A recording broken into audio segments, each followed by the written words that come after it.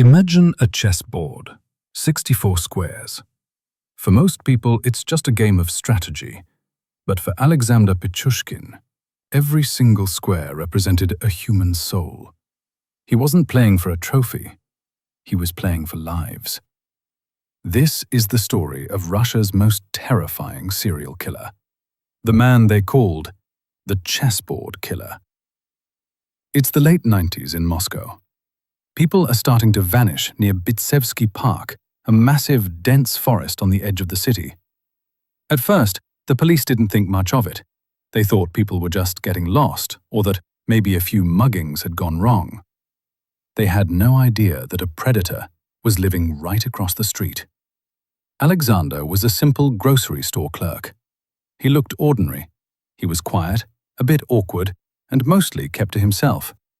But inside, he felt like a god. He truly believed that by killing someone, he was opening the door to another world for them.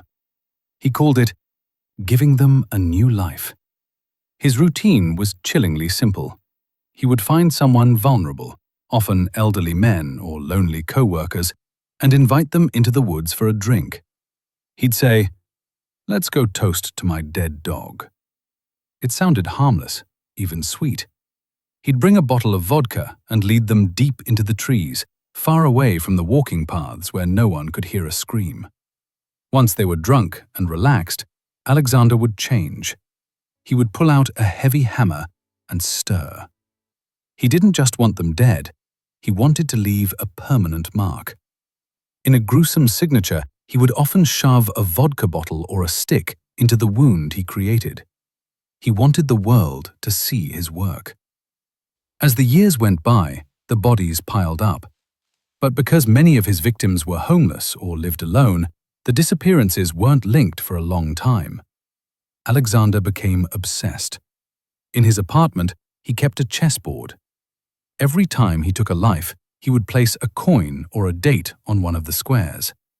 His goal was to fill all 64.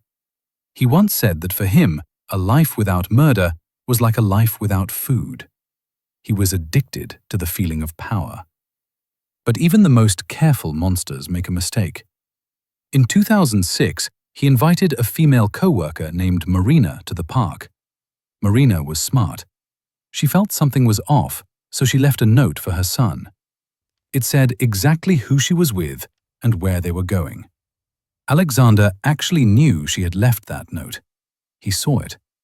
But his ego had grown so large that he thought he was untouchable. He killed her anyway. When her body was found, the police went straight to his apartment. When they searched his room, they found the board. 61 squares were already marked. He was only 3 squares away from his goal.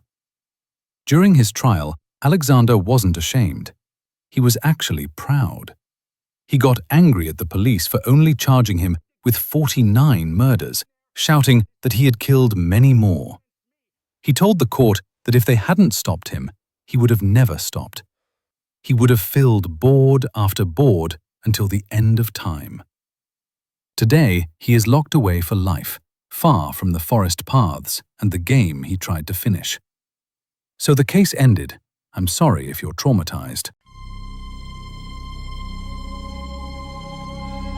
Welcome to Crime Reveals.